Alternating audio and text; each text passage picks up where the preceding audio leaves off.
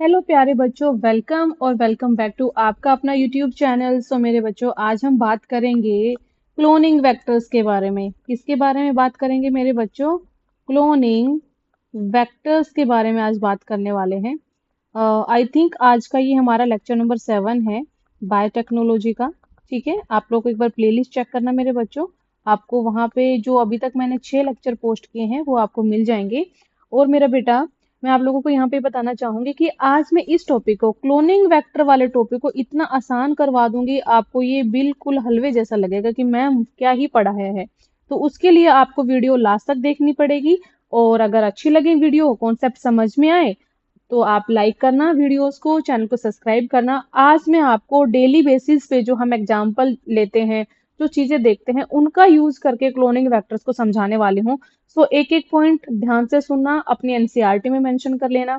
इसके बाद में मैं एनसीईआरटी टू लाइन भी करवाने वाली हूँ। तो चलो, without any more for the discussion, let get start our video. तो देखो बेटा, अगर सबसे पहले आज हम बात करें क्लोनिंग वेक्टर्स की, तो क्लोनिंग वेक्टर की बात करें मेरे बच्चों, तो हमें सबसे पहले पता भी होना चाहिए कि क्लोनिंग वेक्टर है क्या। तो अगर आपको इसकी डेफिनेशन लिखनी होती है, अगर आपको इसको साइंटिफिक वे में समझना होता है, तो इसकी डेफिनेशन क्या है। और अगर बच्चे को सिर्फ ओनली कॉन्सेप्ट समझना है, तो उसके लिए इसकी डेफिनेशन क्या बनेगी, मैं दोनों तरीके से बताऊंगी। तो क्लोनिंग वेक्टर्स जो होते हैं, बेसिकली बेटा यूज किए जाते हैं to transfer the gene of interest and replicate into the host cell. तो आप लोग लिख सकते हैं कि जो क्लोनिंग वेक्टर्स हैं, क्लोनिंग वेक्टर्स आर बेसिकली, देखो मैं धीरे धीरे पढ़ाऊंगी, वीडियो हो सकता है थोड़ा सा बड़ा बने, पर आप लोगों को याद हो जाएगा, साथ साथ में कॉन्सेप्ट भी आसानी से समझ में आएगा। तो क्लोनिंग वेक्टर्स जो है मेरे बच्चों, बेसिकली यूज होते हैं टू ट्रांसफर। इसके लिए, ट्रांसफर के लिए क्या ट्रांसफर करवाते हैं हम इसमें? The gene of interest, the gene of interest. ठीक है, जीन ऑफ इंटरेस्ट रहेगा। और क्या होता है? एंड रेप्लिकेट, इसको रेप्लिकेट करवाते हैं इनटू होस्ट सेल। तो आप लोग बोल सकते हो कि क्लोनिंग वेक्टर्स बेसिकली ट्रांसफर के लिए यूज होते हैं। किसका ट्रांसफर होता है? जीन का ट्रांसफर होता है किसी भी होस्ट सेल के अंदर, उसको रेप्लिकेट करवाने के लिए। ठीक है, ये तो हो गई आपकी बात ऐसे। अब यहाँ पे हमारी एनसीईआरटी में कुछ बातें लिखी हैं कि प्लाज्मिड्स, दो चीजें, प्लाज्मिड्स एज वेल एज बेटा जी बैक्टीरियोफेजिस। क्या? या तो प्लाज्मिड या फिर बैक्टीरियोफेजिस जो होते हैं, इनकी एबिलिटी होती है to replicate. They have ability to replicate within the bacterial cell, within bacterial cell. ठीक है, वन बाय वन एक एक पॉइंट आज क्लियर कराऊंगे आप लोगों को। फिर इससे जो नेक्स्ट लेक्चर आएगा मेरे बच्चों, वो एनसीईआरटी हाईलाइट होगा, वो हम एनसीईआरटी के बारे में बात करेंगे। ये मैं अपने तरीके से आप लोगों को समझाने वाली हूँ, फिर एनसीईआरटी में क्या लिखा है लाइन टू लाइन आपको एक्सप्लेनेशन मिलेगा। ठीक है, अब देखो, जिन बच्चों को हिंदी में समझना है कि भाई मैम ये सारी टेक्निकल चीजें मुझे समझ में नहीं आ रही, इसका थोड़ा सा इजी कर दीजिए, तो आप लोग बोल सकते हो कि जो क्लोनिंग वेक्टर होते हैं, जैसे कि प्लाज्मिड हो गया और बैक्टीरियोफेज हो गया, ये क्या होते हैं बेटा? डीएनए के ऐसे कैरियर होते हैं जो फॉरेन डीएनए को बैक्टीरियल सेल के अंदर ले जाने और उसे रेप्लिकेट, रेप्लिकेट मतलब कॉपी कराने में हेल्प करते हैं। समझ में आई? नहीं समझ में आई है? चलो बेटा, हम हिंदी में भी लिखेंगे, क्योंकि कुछ बच्चों को हिंदी में भी इसको कॉन्सेप्ट को क्लियर करना है। तो आप लोग लिख सकते हैं कि क्लोनिंग वेक्टर जो हैं, वो तो मैंने आपको डेफिनेशन बता दी टेक्निकल टर्म्स की फॉर्म में। अब आप हिंदी में लिख सकते हैं कि जो क्लोनिंग वेक्टर हैं, जैसे कि अपने क्लोनिंग वेक्टर कौन से बताए मैंने अभी आप लोगों को? मैंने बताया आपको, या तो प्लाज्मिड्स होंगे या होंगे आपके बैक्टीरियोफेजिस, या क्या है मेरे बच्चों? बैक्टीरियोफेज हैं। तो ये क्या करेंगे? डीएनए के क्लोनिंग वेक्टर जैसे प्लाज्मिड एंड बैक्टीरियोफेज डीएनए के ऐसे कैरियर हैं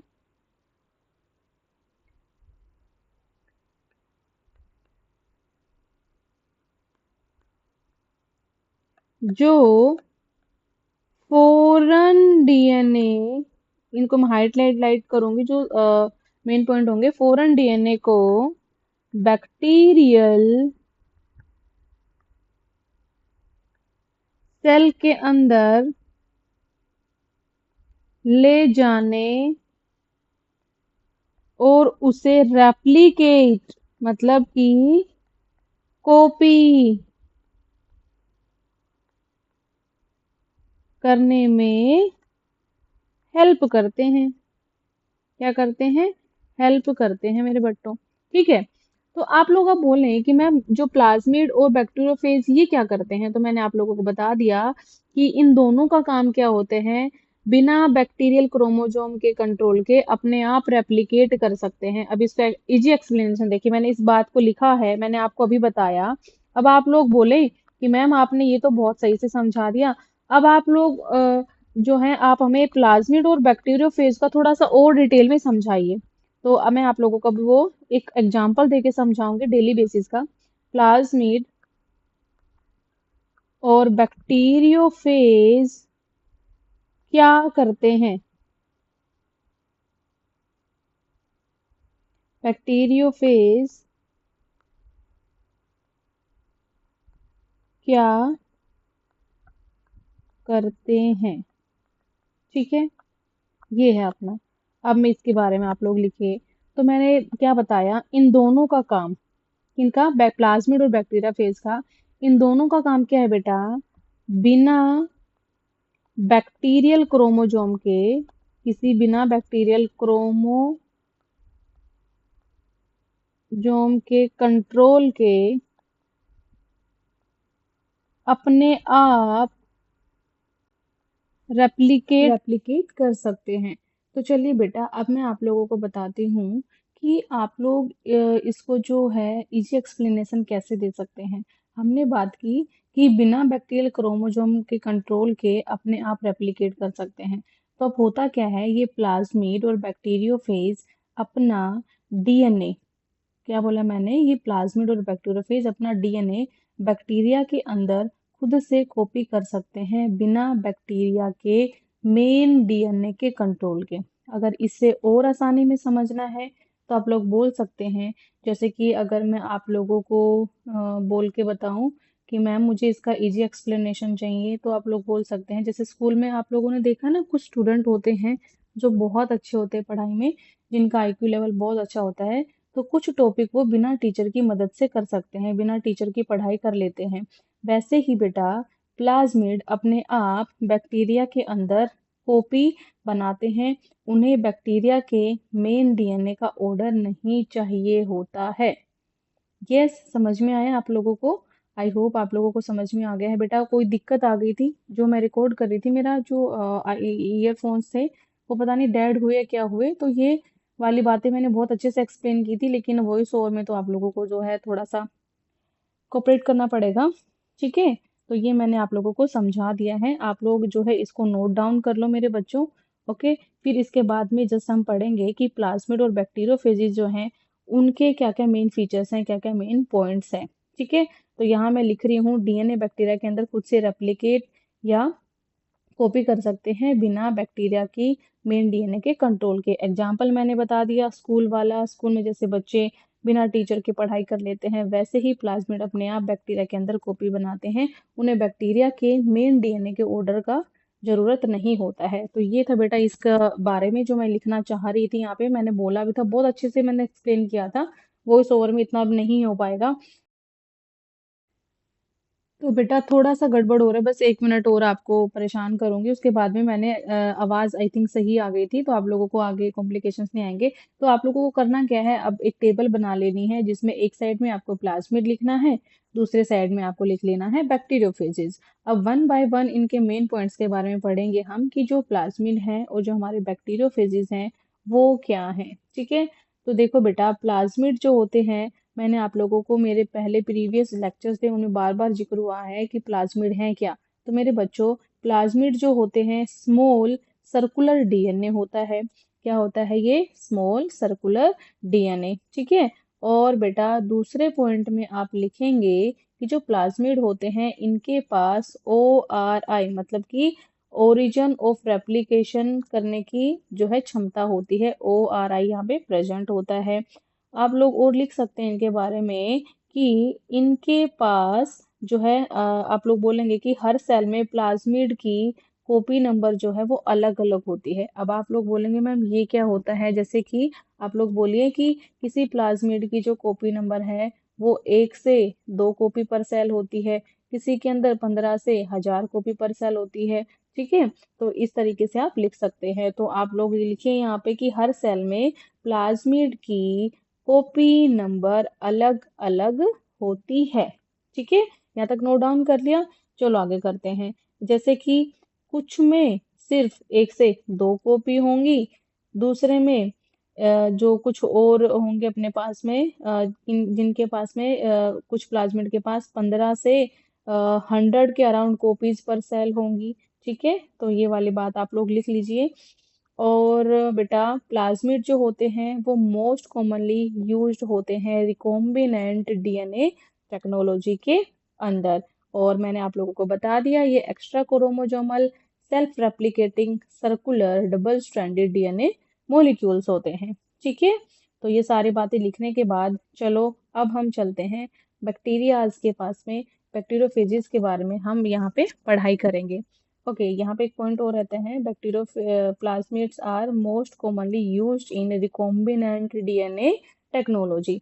अब देखो बेटा थोड़ी सी प्रॉब्लम तो आप लोगों को आई थिंक होगी ही, क्योंकि देखो जो लिखा जा रहा है स्क्रीन पे वो मैंने बहुत अच्छे से एक्सप्लेन किया आई टोल्ड यू बिफोर। तो मुझे अभी दिक्कत हो रही है वॉइस ओवर करने में कि जब मैं समझाती हूँ तो हम उस टाइम पे कुछ एग्जांपल्स कुछ चीजें जो हम बोलते हैं वो वॉइस ओवर में तो कैसे ही समझ में आएगा। पर यहाँ पे आप लोगों को बस ये इजी था, तो आप लोग थोड़ा सा कोऑपरेट करना, आगे की सारी वीडियो बहुत सही से है। ठीक है, उसमें कोई दिक्कत नहीं हुई है। चलो बेटा अब हम बात करेंगे बैक्टीरियोफेजेस के बारे में।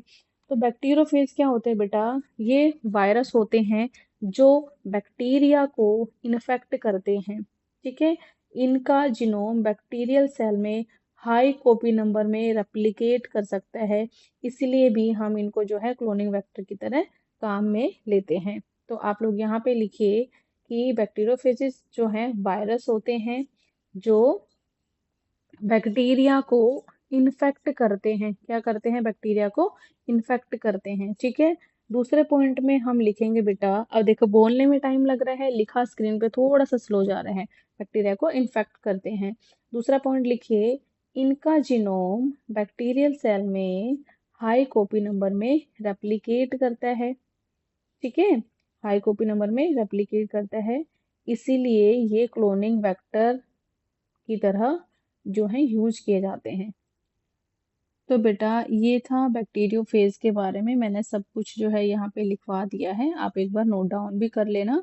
अब हम बात करते हैं कुछ और ऐसे वेक्टर्स होते हैं जो जेनेटिक इंजीनियरिंग में यूज किए जाते हैं प्लाज्मिड बैक्टीरियोफेजेस के अलावा।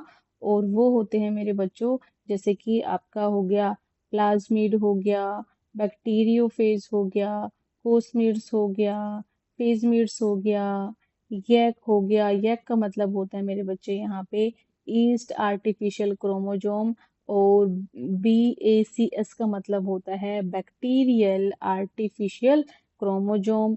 Subtle vectors all are used as vectors in genetic engineering. ठीक है, ये मेन पॉइंट है, इंपॉर्टेंट बात है, एनसीईआरटी में नहीं है, एक्स्ट्रा बातें ये आप लोग एनसीईआरटी में मेंशन कर लीजिए। ओके, तो बेटा यहाँ पे जब तक ये लिखा जा रहा है मैं आप लोगों को एक दो बातें और बता देती हूँ। वेक्टर्स जो हैं प्रेजेंट डे में यूज किए जाते हैं इस तरीके से, क्यों, क्योंकि ये इजी लिंकिंग करवाते हैं फॉरेन डीएनए की, और हमें इनकी वजह से सिलेक्शन कर पाते हैं रिकॉम्बिनेंट्स का from non recombinants. Okay, recombinants और नॉन रिकॉम्बिनेंट्स की तरह हम इनका जो है सिलेक्शन के लिए यूज कर पाते हैं। ठीक है, ओके हो गया। अब देखो मैं आप लोगों को एक पॉइंट बताऊंगी यहाँ पे कि यूज एज क्लोनिंग वेक्टर, मतलब कि अगर हम प्लाज्मिड या बैक्टीरियोफेज डीएनए में फॉरेन डीएनए इंसर्ट कर देते हैं तो वो बैक्टीरियल सेल में जाके मल्टीपल कॉपीज बनाता है। ठीक है, और आप लोगों को पता है ज़्यादा कॉपी नंबर होने से फॉरेन जीन का एक्सप्रेशन भी ज़्यादा होता है, तो क्लोनिंग सक्सेसफुल हो जाती है। तो वही जो पॉइंट है मैं आप लोगों को यहाँ पे लिखवाने वाली हूँ, अपनी पेंसिल से एनसीईआरटी में मार्क कर लीजिए, मेंशन कर लीजिए। ठीक है, तो यहाँ पे हम लिखेंगे use as a cloning vector.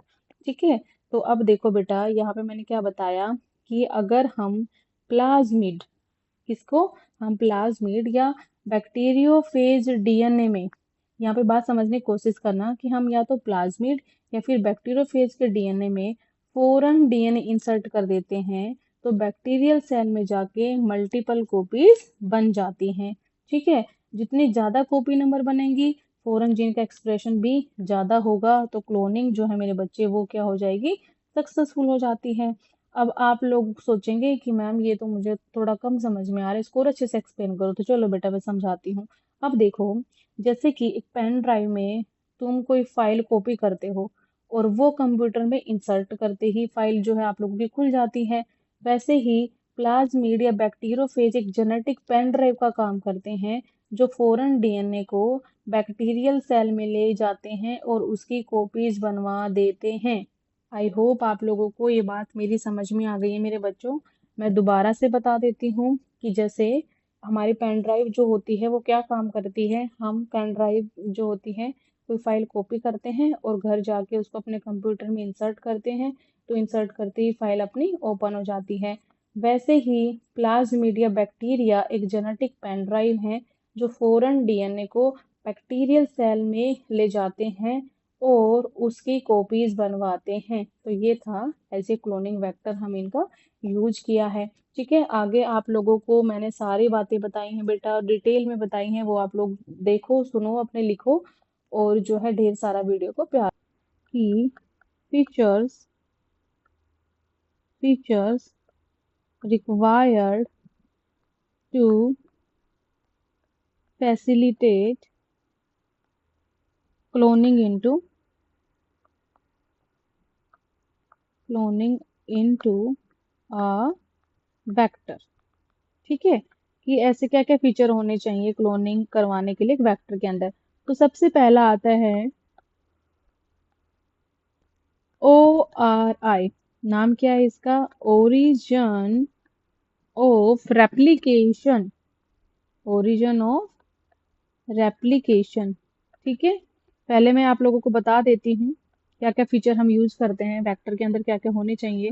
Origin of replication होना चाहिए, सेलेक्टेबल मार्कर, क्लोनिंग साइट्स होती हैं मेरे बच्चों, और रिकॉम्बिनेंट और नॉन रिकॉम्बिनेंट का सिलेक्शन जो है हमें पता होता है। ठीक है, तो ये सारी चीजें आती हैं आपकी इसके अंदर, एक वेक्टर के अंदर क्या क्या फीचर्स होने चाहिए। तो वन बाय वन हम इनको आज पढ़ लेंगे। अब देखो, आप लोग बोल सकते हो, जैसे मैंने आप लोगों को बताया कि ORI क्या है, मैंने लिखा है ओरिजिन ऑफ रेप्लिकेशन, मतलब कि ये एक ऐसी जगह है जहां से डीएनए रेप्लिकेशन स्टार्ट होती है। तो आप लोग लिख सकते हो बहुत ही इजी वे में कि ये है क्या। आप लोग लिखो कि जो ओरिजिन ऑफ रेप्लिकेशन है, this is the sequence this is the sequence from where replication replication starts, जहां से रेप्लिकेशन स्टार्ट होगी, ये कोई सीक्वेंस हो सकती है जहां से रेप्लिकेशन स्टार्ट होती है। आप हिंदी में अगर लिखना चाहें, समझना चाहें, तो ऐसे बोल सकते हैं कि स्टार्टिंग पॉइंट होता है जहां से डीएनए रेप्लिकेशन स्टार्ट होती है। ठीक है, दूसरा आप लोग लिखेंगे बेटा इसके बारे में कि ये जो सीक्वेंस होती है वो रिस्पॉन्सिबल होती है for controlling the copy number, मतलब कि number of copies performed within host cell of the linked DNA. More the copy number better is the vector. हमारी एनसीईआरटी कुछ इस तरीके के पॉइंट लिखवाती है या बताती है। तो आप लोग लिख सकते हैं यहाँ पे कि ये जो सीक्वेंस है इम्पोर्टेंट है, ताकि प्लाज्मिड होस्ट सेल के अंदर रेप्लिकेट कर सके। मान लो कि हमारे पास में जो है, हम जिसके अंदर एप्लीकेशन करवाने वाले हैं, जिसकी मल्टीपल कॉपी चाहिए, वहां पे सबसे पहले क्या होना चाहिए, ORI होनी चाहिए, ओरिजिन ऑफ रेप्लिकेशन होनी चाहिए, मतलब एक ऐसी सीक्वेंस जहां से रेप्लिकेशन स्टार्ट हो सके। ठीक है, मतलब ऐसी सीक्वेंस जहां पे प्लाज्मिड होस्ट सेल के अंदर रेप्लिकेट कर सके। दूसरा, कॉपी नंबर को कंट्रोल करता है, कंट्रोल कॉपी नंबर। इसका मतलब है एक सेल के अंदर एक प्लाज्मिड कितनी कॉपीज बनाता है, कॉपी नंबर को कंट्रोल करता है। इसका मीनिंग अगर आप याद नहीं रहता तो आप लिख सकते हैं, मतलब एक सेल के अंदर एक प्लाज्मिड कितनी कॉपीज बनाता है बनाता है। आई थिंक मेरे बच्चों को समझ में आ गया। सीक्वेंस के अंदर जो है ओआरआई होना चाहिए, एप्लीकेशन स्टार्ट हो सके। कंट्रोल करता है कॉपी नंबर, मतलब एक सेल के अंदर एक क्लास में कितने कॉपीज बना रहा है। तो यहाँ पे मैंने एक आप लोगों को स्टार्टिंग पॉइंट भी बताया था अभी, मतलब थोड़ी देर पहले, कि हाई कॉपी नंबर वाला प्लाज्मिड क्लोनिंग के लिए बेटर होता है। आप लिख लीजिए, हाई कॉपी नंबर नंबर वाला प्लाज्मिड, हाई कॉपी नंबर वाला प्लाज्मिड क्लोनिंग के लिए बेटर होता है। ठीक है, ओके मेरे बच्चों, एक पॉइंट तो हमने पढ़ लिया है। दूसरा मेरे बच्चों हम पढ़ेंगे सिलेक्टेबल मार्कर्स के बारे में, ये बहुत इंपॉर्टेंट है। दूसरा हम क्या पढ़ेंगे? Selectable markers. ये क्या होते हैं?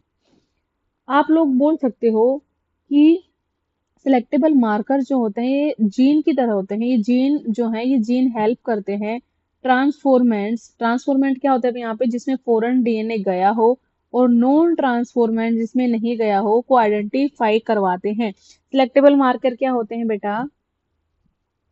आप लोग लिखो यहाँ पे, selectable marker are those, selectable markers are those through which, जिसके जरिए हम पहचान पाते हैं, वी डिफरेंशिएट बिटवीन, किस किस के बीच में डिफरेंशिएट कर पाते हैं? रिकॉम्बिनेंट्स रिकॉम्बिनेंट्स को आप लोग दूसरा नाम क्या बोल सकते हो अगर कहीं पे दिखे आपको? ट्रांसफॉर्मेंट्स। अब ये क्या होता है, साथ साथ लिखोगे तो आसानी से समझ में आएगा।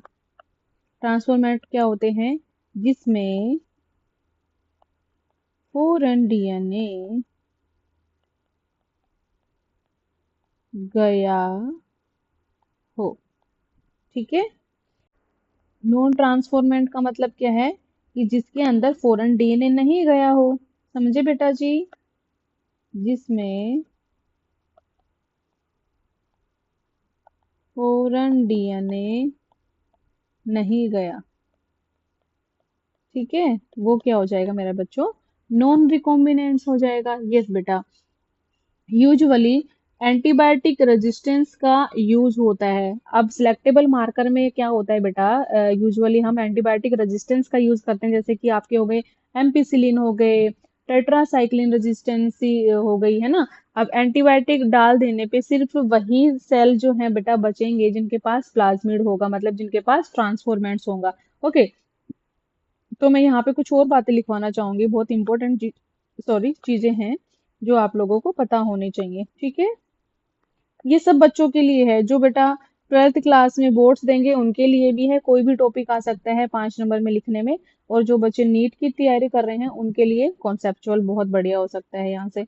ओके, तो मैंने आप लोगों को बता दिया कि ट्रांसफॉर्मेंट्स, रिकॉम्बिनेंट्स, नॉन रिकॉम्बिनेंट होते क्या हैं। ठीक है, ये हमने बात कर ली। तो यहाँ पे जिक्र हुआ, जैसे मैंने आप लोगों को बताया, कि यूजुअली एंटीबायोटिक रेजिस्टेंस का यूज होता है। सिलेक्टेबल मार्कर की फॉर्म में किसका यूज होता है? एंटीबायोटिक रेजिस्टेंस का यूज होता है। अब एंटीबायोटिक्स क्या होती है मेरे बच्चों? आप सबको पता है, जब आप लोग बीमार पड़ते हैं तो डॉक्टर बोलता है एक ही बात, की एंटीबायोटिक लिख देता हूँ। एंटीबायोटिक का मतलब क्या है? कि ये किल करती है मेरे बच्चों, किसको? बैक्टीरिया को।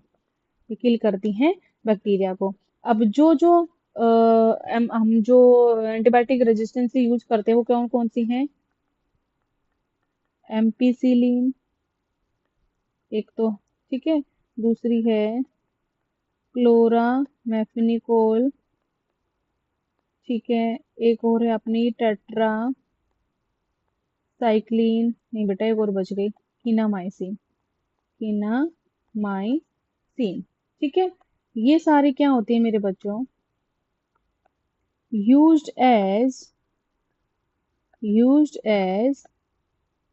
Antibiotic resistance selectable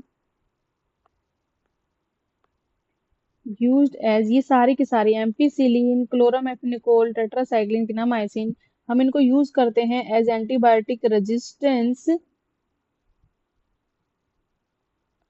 selectable marker for E coli, selectable marker for E coli.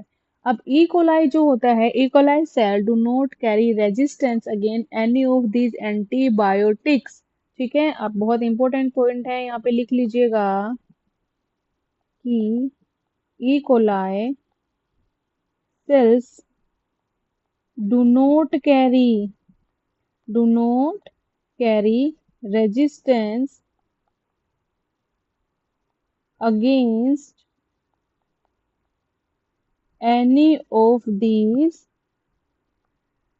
antibiotics। ये सारे पॉइंट आप लोगों को लिखने हैं मेरे बच्चों। ठीक है, आप लोगों को मैंने एक बात यहाँ पे बताई थी कि एंटीबायोटिक डाल देने पे सिर्फ वही सेल बचेंगे जिनके पास प्लाज्मिड होगा। यस बच्चों। अब थर्ड पॉइंट मेरे बेटा हम पढ़ते हैं क्लोनिंग साइट्स क्या होती हैं। ठीक है, हम दो पढ़ चुके हैं, ओरिजिन ऑफ रेप्लिकेशन पढ़ चुके हैं, दूसरा सिलेक्टेबल मार्कर पढ़ चुके हैं। सिलेक्टेबल मार्कर क्या है? ऐसे जीन हैं जो हेल्प करते हैं ट्रांसफॉर्मेंट और नॉन ट्रांसफॉर्मेंट को डिफाइन करने में, है ना। और लगभग हम इनमें जो है यूजुअली एंटीबायोटिक रेजिस्टेंस का यूज होता है इनमें। ओके, एंटीबायोटिक रेजिस्टेंस मैंने बता दी, जो क्या करती है, बैक्टीरिया को किल करवाती है। ओके, क्लोनिंग साइट्स जो हैं आप इनको दूसरा नाम दे सकते हैं मेरे बच्चों। आप लोगों को कहीं पे मिले कि रेस्ट्रिक्शन साइट, क्लोनिंग साइट्स को आप लोग क्या बोल सकते हैं दूसरे नाम इसका? Restriction sites. आई थिंक आपको समझ में आ गया रेस्ट्रिक्शन साइट्स क्या हैं। चलो मैं बता देती हूँ, नहीं आया तो। फॉरेन डीएनए को, ध्यान से सुनना, फॉरेन डीएनए को इंसर्ट करने के लिए स्पेसिफिक साइट्स चाहिए होती हैं।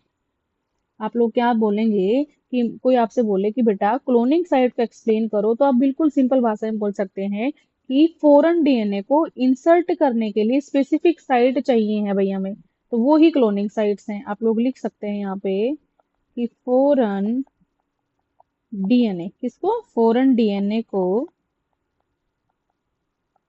Insert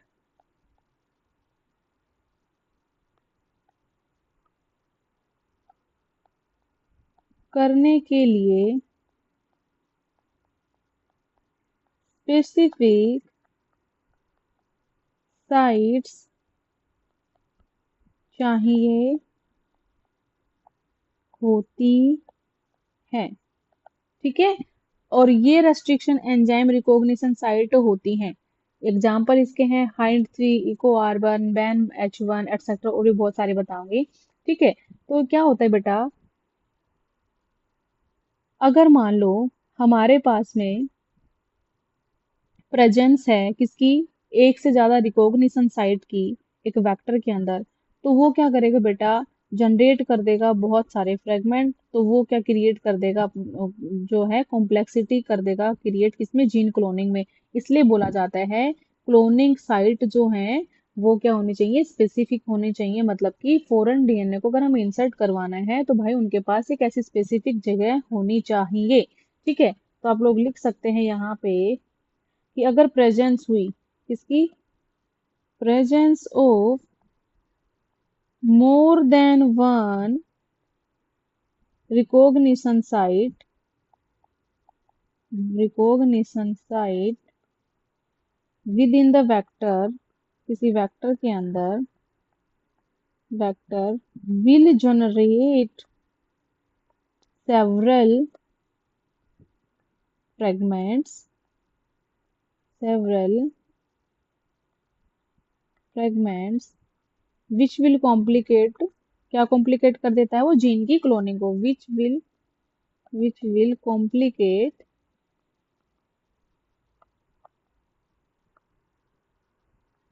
gene cloning. ठीक है, यस मेरे बच्चों, समझ में आया कि नहीं आया? शायद आप लोगों को समझ में आ गया होगा। अब बेटा हम पढ़ेंगे रिकॉम्बिनेंट और नॉन रिकॉम्बिनेंट्स क्या होते हैं। क्या पढ़ेंगे हम? रिकॉम्बिनेंट्स और नॉन रिकॉम्बिनेंट्स पढ़ेंगे। इसके मैं आप लोगों को जो है क्वेश्चन के प्रैक्टिस के रूप में करवाऊंगी। जो अपना एग्जाम्पल दिया गया है ना पीबीआर 322 का, उसके इम्पोर्टेंट पॉइंट्स हैं, वो सब भी मैं आप लोगों को बताऊंगी। ठीक है? तो आज जो है बेटा, आज हम सिर्फ इतना ही पढ़ेंगे, मतलब अभी थोड़ा सा और पढ़ेंगे।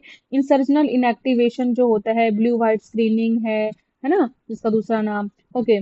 और उसके बाद में आता है vectors for cloning and plant and animal, वो वाला वीडियो लेक्चर मैं आप लोगों के लिए कल बनाऊंगी। तो अभी हम इस वीडियो लेक्चर में एक और चीज के बारे में बात कर लेते हैं। वो क्या है मेरे बच्चों? रिकॉम्बिनेंट्स। रिकॉम्बिनेंट्स और नॉन रिकॉम्बिनेंट्स, ये बहुत इंपॉर्टेंट है। रिकॉम्बिनेंट का सिलेक्शन, ये हम आज पढ़ेंगे, फोर्थ पॉइंट। ठीक है? एग्जाम्पल इसका एनसीईआरटी देती है हमारी PBR 322। ठीक है? अब देखो, पहले तो जो है बेटा मुझे डायग्राम पेस्ट करना पड़ेगा, है ना। और इससे पहले जो है मैं आप लोगों को PBR 32020 के बारे में भी बताना चाहूंगी। ठीक है? तो पहले हम PBR 32022 के बारे में बात कर लेते हैं। इसके बारे में मेरे बच्चों हम थोड़ा सा बात कर लेते हैं। तो देखिए, जो PBR 322 है, ये क्या है? एक प्लाज्मिड वेक्टर है। ये क्या है मेरे बच्चों? Is a plasmid vector. ठीक है? ओके। यहाँ पे PBR और 322 का मीनिंग क्या है, ये भी इंपॉर्टेंट हो सकता है बेटा, नीट वाले कुछ भी पूछ सकते हैं, आपको पता होना चाहिए। पी जो है यहाँ पे मेरे बच्चे, वो क्या है? ये है बच्चे plasmid. P stand for plasmid, BR stand for Bolivar, Bolivar and, spelling I think गलत हो गई है मेरे से ये, Rodriguez, who constructed this plasmid. ठीक है? उनके नाम से है ये PBR। ओके। 322 का मतलब क्या है? Number given according to their discovery. ठीक है? देयर डिस्कवरी, इसीलिए बेटा इसका नाम जो है PBR 322 पड़ा। आप लोगों को पता होना चाहिए, कोई भी आपसे पूछ सकता है। ठीक है? अब अगर हम इसके फीचर्स की बात कर ले, किसके फीचर? PBR 322 के फीचर। बेटा एक भी चीज नहीं छोड़ने वाली, मैं आप लोगों को सारी चीजें लिखवाऊंगी। फीचर्स ऑफ PBR 322, इसमें ऐसी क्या खास बात है? ठीक है? उसके बारे में लिखेंगे। इसका साइज जो होता है मेरे बच्चे, वो अराउंड 4.3 KB का होता है। ठीक है? मतलब कि आप लोग बोल सकते हो 4363 बेस पेयर का होता है। Yes, it's size around 4.3 KB, या फिर आप ब्रैकेट में लिख सकते हो 4363 बेस पेयर का होता है। यस। ओके। दूसरा, यहाँ पे प्रेजेंस होती है ORI की PBR 320, मतलब ओरिजिन ऑफ रेप्लिकेशन भी यहाँ पे प्रेजेंट होता है, और वो एक अच्छे वेक्टर के लिए अच्छी बात है। एंटीबायोटिक रेजिस्टेंस जीन्स भी यहाँ पे प्रेजेंट होते हैं। एंटीबायोटिक रेजिस एंटीबायोटिक रेजिस्टेंस जीन भी होती हैं। ठीक है? ओके। यहाँ पे एंटीबायोटिक रेजिस्टेंस जीन, जैसे कि एग्जांपल के लिए मैं बता दूं, ये एम्पिसिलिन रेजिस्टेंस जीन, और दूसरी होती है टेट्रासाइक्लिन रेजिस्टेंस जीन। ठीक है? इसका मतलब क्या है और इसका मतलब क्या है? AMPR लिखा हुआ होता है आपके एनसीईआरटी में। ये क्या होती है? फॉर एम्पिसिलिन रेजिस्टेंसी के लिए, फॉर एम्पिसिलिन रेजिस्टेंस। ठीक है? और tetracycline for tetracycline resistance. Okay. अब देखो बेटा, यहाँ पे कुछ और चीजें भी आती हैं मेरे बच्चों। आपके एनसीईआरटी का डायग्राम को खोल दिया है मैंने पूरा। PST1 एंड PVU1 लोकेट करते हैं किसमें, एम्पीसिलिन रेजिस्टेंस जीन में। और यहाँ पे आप लिख लीजिए BAM-H1 और SAL1 जो है वो लोकेट करते हैं मेरे बच्चों टेट्रासाइक्लिन रेजिस्टेंस जीन के अंदर। ये लोकेशन है मेरे बच्चों उनकी, ठीक है। मैं इसका डायग्राम पेस्ट करके फिर आप लोगों को समझाती हूँ कि जो अपन बात कर रहे थे कि रिकॉम्बिनेंट्स और जो नॉन रिकॉम्बिनेंट्स होते हैं वो क्या है, उनका सिलेक्शन क्या है, ठीक है। यस मेरे बच्चों, ओके। अगर मैं आप लोगों को बोलूं मेरे बेटा, जस्ट थोड़ा सा इसको बढ़िया बनाते हैं। अगर मैं बोलूं कि BAM-H1 साइट पे फॉरेन डीएनए इंसर्ट करते हैं तो टेट्रासाइक्लिन रेजिस्टेंस जीन जो है डिस्टर्ब हो जाती है। तो इसका मतलब क्या हुआ कि जो रिकॉम्बिनेंट प्लाज्मिड है अब टेट्रासाइक्लिन से रेजिस्टेंस नहीं होगा, तो एम्पिसिलिन मीडियम में सब ग्रो करेंगे, टेट्रासाइक्लिन मीडियम में सिर्फ नॉन रिकॉम्बिनेंट्स ग्रो करेंगे। ठीक है, समझ में आया कि मैंने क्या किया। BAM-H1 साइट पे यहाँ पे फॉरेन डीएनए इंसर्ट कर दिया, किसमें, BAM-H1 साइट पे मैंने फॉरेन डीएनए इंसर्ट कर दिया। तो टेट्रासाइक्लिन रेजिस्टेंस जीन जो है, तो इसकी वजह से क्या होगा, जो टेट्रासाइक्लिन रेजिस्टेंस जीन है मेरे बच्चे वो क्या हो जाएगी, डिस्टर्ब हो जाएगी।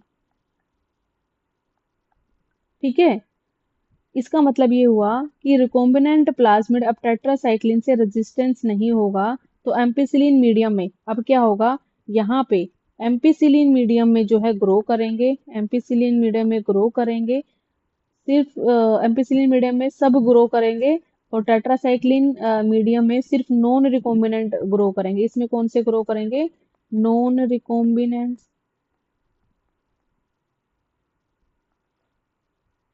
नॉन रिकॉम्बिनेंट जो है ग्रो करेंगे। ठीक है, तो आप लोग लिख सकते हैं कि आपका एम्पिसिलिन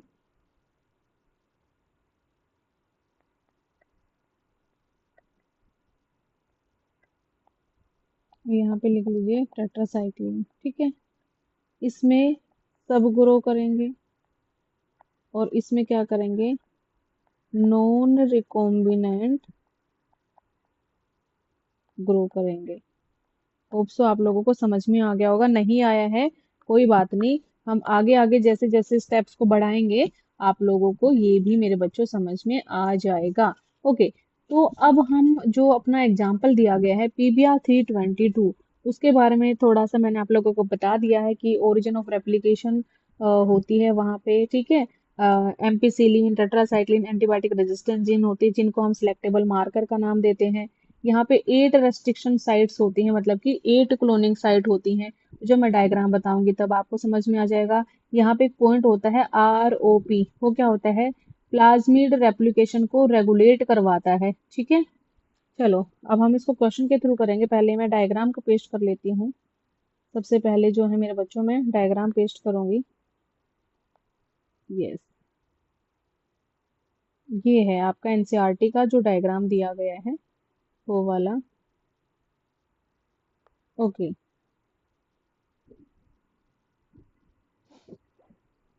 ठीक है मेरे बच्चों, तो यहाँ पे ये जो ROP लिखा गया है, ये वाला पोर्शन, इसमें क्या लिखा गया है कि जो ROP है वो क्या होता है, प्लाज्मिड रेप्लिकेशन को रेगुलेट करता है। ये पॉइंट क्या करता है, प्लाज्मिड रेप्लिकेशन को रेगुलेट करता है। ओके बेटा, देखो मैंने आप लोगों को अभी अभी क्या बताया कि ये देखो ई क्लोनिंग वेक्टर PBr322 का डायग्राम दिया गया है, ठीक है। यहाँ पे मैंने आप लोगों को क्या बताया कि 8 रेस्ट्रिक्शन साइट होती है, मतलब कि क्लोनिंग साइट होती है, ओरिजिन ऑफ रेप्लिकेशन होता है एम्पिसिलिन और जो आपका टेट्रासाइक्लिन है मेरे बच्चों, उनको एंटीबायोटिक रेजिस्टेंस जीन मतलब सिलेक्टेबल मार्कर के रूप में हम यूज करते हैं। तो आप लोग ऐसे कर सकते हैं, BAM-H1 और सेल 1 कहाँ लिखा है भाई? सेल 1 तो लिखा ही नहीं है यहाँ पे, यहाँ पे सेल 1 नहीं लिखा है। सेल 1 तो ये किसके अंडर आते हैं? टेट्रासाइक्लिन के अंडर, ठीक है।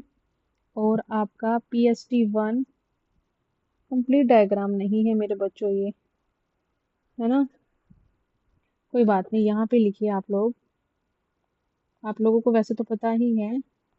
PST मैंने ध्यान नहीं दिया, फोटो डाउनलोड किया था, PST1 और PVU1, ये किसके अंदर आएंगे? MPC रजिस्टेंस, ठीक है। बाकी तो सही है, ओरिजिन ऑफ रेप्लिकेशन दे रखा है, ROP दे रखा है, PVU2 दे रखा है, EcoR1 दे रखा है, HIND3 दे रखा है, ठीक है। HIND3 के साथ में ही CLAV1 भी होता है, ये भी नहीं दिखाया गया है आई थिंक, CLAV1। और कुछ तो नहीं रह गया इसमें? नहीं, और सारी चीजें हैं। अब देखो, हम एक क्वेश्चन प्रैक्टिस करते हैं। अगर मैं आप लोगों को बोलूं कि अगर PBR अगर फॉरेन DNA टेट्रासाइक्लिन जीन में इंसर्ट करें, अगर मैं आप लोगों को बोलूं कि हमने फॉरेन DNA जो है वो टेट्रासाइक्लिन जीन में इंसर्ट हो गया है, तो वो प्लाज्मिड किस एंटीबायोटिक मीडियम में ग्रो करेगा? क्वेश्चन है अपना, क्वेश्चन लिख देती हूँ कि अगर फॉरेन DNA, ध्यान से समझना, और जो बच्चे वीडियो देख रहे हैं इसको पॉज करके एक बार आंसर लाने की कोशिश करना। अगर फॉरेन DNA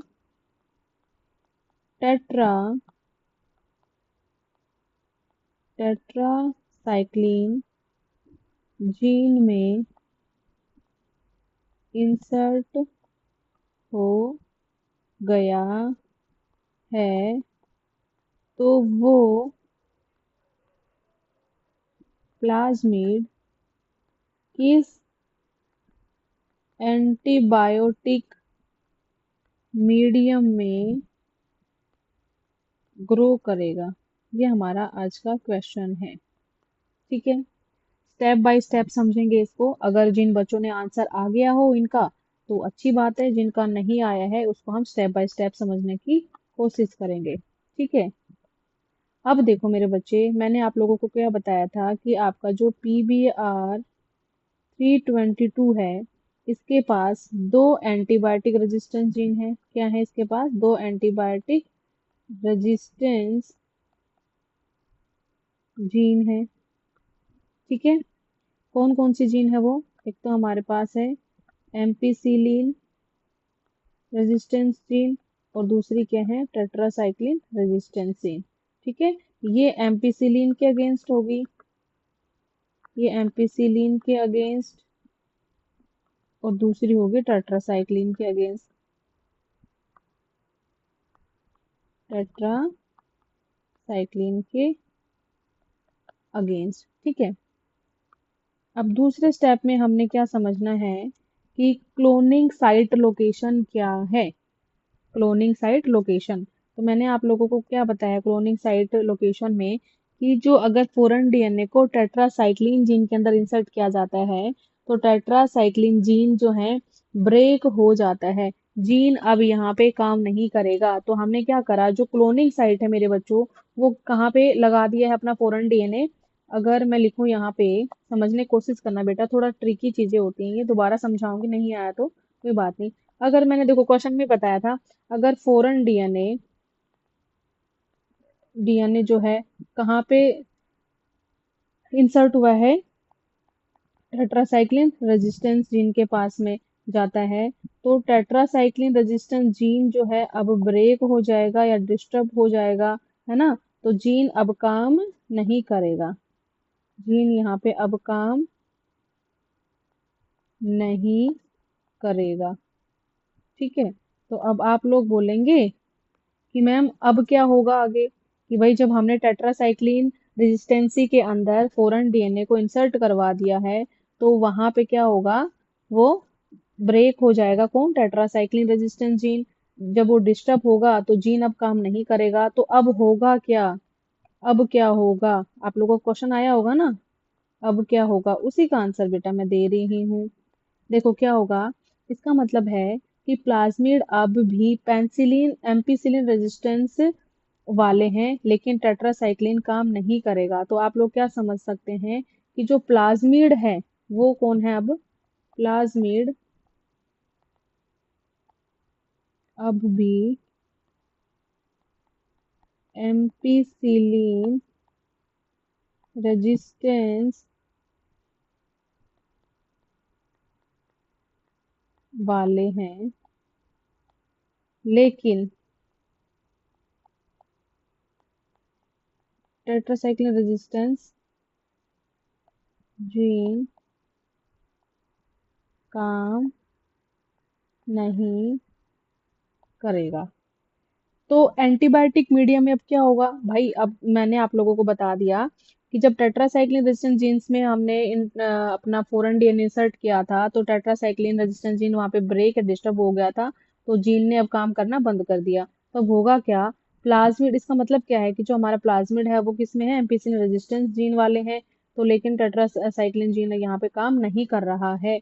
तो फोर्थ पॉइंट में आप लोग लिखेंगे कि तो एंटीबायोटिक मीडियम में क्या होगा? तो एंटीबायोटिक मीडियम में क्या होगा मेरे बच्चे?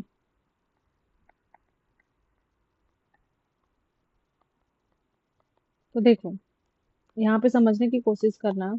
मैं लिख रही हूँ यहाँ पे मीडियम, ठीक है। यहाँ पे मैं लिख रही हूँ ग्रोथ की होगी कि नहीं होगी, और यहाँ पे मैं दे रही हूँ आप लोगों को रीजन। ये क्वेश्चन है अपना, ठीक है। क्वेश्चन का आंसर हम ढूंढने की कोशिश कर रहे हैं, इसका आंसर क्या आएगा। मीडियम में बेटा एक तो है अपना एम्पिसिलिन, ठीक है। दूसरा है टेट्रासाइक्लिन। यस, हमने क्या किया था कि ये फॉरेन डीएनए को टेट्रासाइक्लिन में डाला था, तो जिसकी वजह से टेट्रासाइक्लिन ने काम करना बंद कर दिया था, लेकिन एम्पिसिलिन रेजिस्टेंस प्लाज्मिड जो है वो काम कर रहे थे वहां पे, ठीक है। तो जो ग्रोथ होगी मेरे बच्चों वो एम्पिसिलिन मीडियम में होगी और टेट्रासाइक्लिन में नहीं होगी। अब इसका रीजन आप क्या दे सकते हैं कि एम्पिसिलिन में आप लोग बोल सकते हैं कि जो प्लाज्मिड में एम्पिसिलिन रेजिस्टेंस जीन अब भी फंक्शनल है, और टेट्रासाइक्लिन जीन डिस्टर्ब हो चुका है, तो रेजिस्टेंसी वहां पे बची ही नहीं है। तो आप लोग बोल सकते हैं यहाँ पे कि प्लाज्मिड में एम्पिसिलिन रेजिस्टेंस जीन अब भी है, फंक्शनल है, अब भी फंक्शनल है।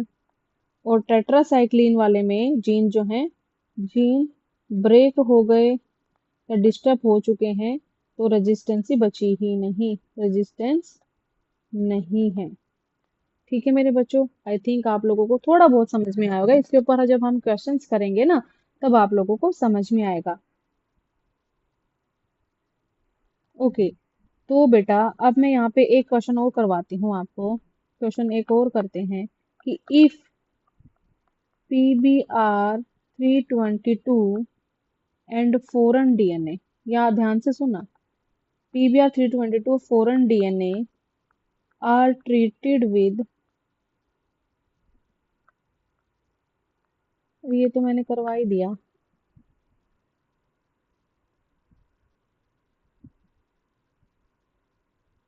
चलो देखते हैं। अगर PBr322 and foreign DNA are treated with BAM H1 then recombinant DNA जो है वो क्या होगा? देन रिकॉम्बिनेंट डीएनए किस में ग्रो करेगा? तो आप लिख सकते हैं, अब आप डायग्राम में देखो, बैम एच की पोजीशन मेरे बच्चों कहाँ पे दी गई है? बैम एच की पोजीशन दी गई है टेट्रासाइक्लिन रेजिस्टेंस वाले उसमें। तो आप लोग बोल सकते हो कि जब हमने PBr322 और फॉरेन डीएनए को ट्रीट करवाया बैम H1 के साथ, तो रिकॉम्बिनेंट डीएनए का क्या हुआ? विल ग्रो, किसमें ग्रो करेगा वो? टेट्रासाइक्लिन में तो करेगा नहीं, और किस में करेगा? एम्पिसिलिन रेजिस्टेंसी में करेगा। क्योंकि अब देखो बेटा, आप लोग पूछेंगे कि मैम उसने एम्पिसिलिन में क्यों किया, टेट्रासाइक्लिन में क्यों नहीं किया, तो आप लिख सकते हैं will grow in ampicillin resistance gene because in Bam H1, ध्यान से सुनना मेरे बच्चों, in Bam H1 there is tetracycline resistance which is resistance। ठीक है। यस, चलो आगे चलते हैं। आई थिंक एक दो एग्जाम्पल और होंगे तो मैं देखती हूँ।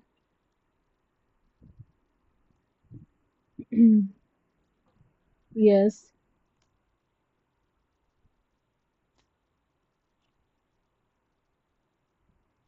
ओके। तो देखो बेटा, ये क्वेश्चन तो चलो हो गया। हम ये वाला ऊपर वाला क्वेश्चन कर रहे थे ना, तो एंटीबायोटिक मीडियम में क्या होगा मैंने आप लोगों को बता दिया। एम्पिसिलिन में ग्रोथ होगी, टेट्रासाइक्लिन में नहीं होगी, क्योंकि हमने फॉरेन डीएनए को टेट्रासाइक्लिन वाली जगह पे इंसर्ट करवाया था। ओके। तो आप लोग बोल सकते हैं फाइनल आंसर इसका कि जो प्लाज्मिड है सिर्फ एम्पिसिलिन मीडियम पर ग्रो करेगा, टेट्रासाइक्लिन पर नहीं करेगा। ठीक है। तो बेटा, अब मैं आप लोगों को इसको छोटे से एग्जाम्पल के थ्रू भी समझाऊंगी। मान लो जब तुम रिमोट की बैटरी को निकाल देते हो, मान लो हमारा रिमोट है और हमने वहां से बैटरीज निकाल दी हैं, तो रिमोट काम नहीं करता ना। वैसे ही जब डीएनए टेट्रासाइक्लिन जीन में इंसर्ट होता है तो जीन बंद हो जाता है, इसलिए सेल टेट्रासाइक्लिन से मर जाता है। लेकिन अगर एम्पिसिलिन रेजिस्टेंस जीन ठीक है तो एम्पिसिलिन वाले प्लेट पर वो ग्रो कर सकते हैं। यस, समझ में आया ना। अब मैं एक क्वेश्चन और कराती हूँ, चलो क्वेश्चन प्रैक्टिस करेंगे तभी आएगा बच्चों। मान लो क्वेश्चन क्या है हमारे पास, PBR 322 है। और ये है हमारा फॉरेन डीएनए। ठीक है। ये है भाई, हमने इनको ट्रीट करवाया, ट्रीटेड विद, हमने इनको ट्रीट करवा दिया है बच्चे, किसके साथ में, इसको तो करवाया है PBU1 में, और इसको भी, फॉरेन डीएनए को भी PBU1 में। ठीक है। तो मेरे बच्चों, जो रिकॉम्बिनेंट डीएनए है वो किसमें ग्रो नहीं करेगा, सेल विल नॉट ग्रो, किसमें, बताइए आंसर। तो बेटा इसका आंसर आ जाएगा, वो एम्पिसिलिन वाली प्लेट में ग्रो नहीं करेगा, टेट्रासाइक्लिन रेजिस्टेंसी वाली जीन में वो ग्रो करेगा। ठीक है। और क्यों करेगा, इसका रीजन भी लिखवा देती हूँ। बिकॉज PBU1 जो है वो रेजिस्टेंसी अगेंस्ट एम्पिसिलिन। देखो अब डायग्राम में देखो, PBU1 कहाँ है, एम्पिसिलिन के पास में, इसके पास एम्पिसिलिन के अगेंस्ट रेजिस्टेंसी है, तो वो जो है उसको डिस्टर्ब करेगा, तो वो दूसरी प्लेट में ग्रो करेगा। तो आप लोग लिख सकते हैं मेरे बच्चों यहाँ पे, because PBU1 have resistance against ampicillin, ampicillin, so it will grow on tetracycline plate। ठीक है। और भी क्वेश्चन मैं करूंगी अगर आप लोग मुझे बोलेंगे तो, कि मैम इसके और क्वेश्चन प्रैक्टिस कराइए, ताकि हमारे रिकॉम्बिनेंट नॉन रिकॉम्बिनेंट वाला टॉपिक जो है क्लियर हो जाए। तो बेटा, ये था आपका आज का टॉपिक। आई थिंक वीडियो थोड़ा सा बड़ा हो गया होगा, लेकिन मुझे सबको सब चीजें समझानी थी मेरे बच्चों, तो वो आप लोगों को जो है अच्छे से समझ में आए, इसीलिए मैंने इतना बड़ा इसको कर दिया है। पर आप लोगों के नोट्स बहुत अच्छे बन गए होंगे, और मेरी तरफ से मैंने पूरी कोशिश करी है कि मैं आप लोगों को एक एक पॉइंट समझाऊं, एक एक चीज लिखवाऊं, तो आप लोगों की हेल्प हो सके।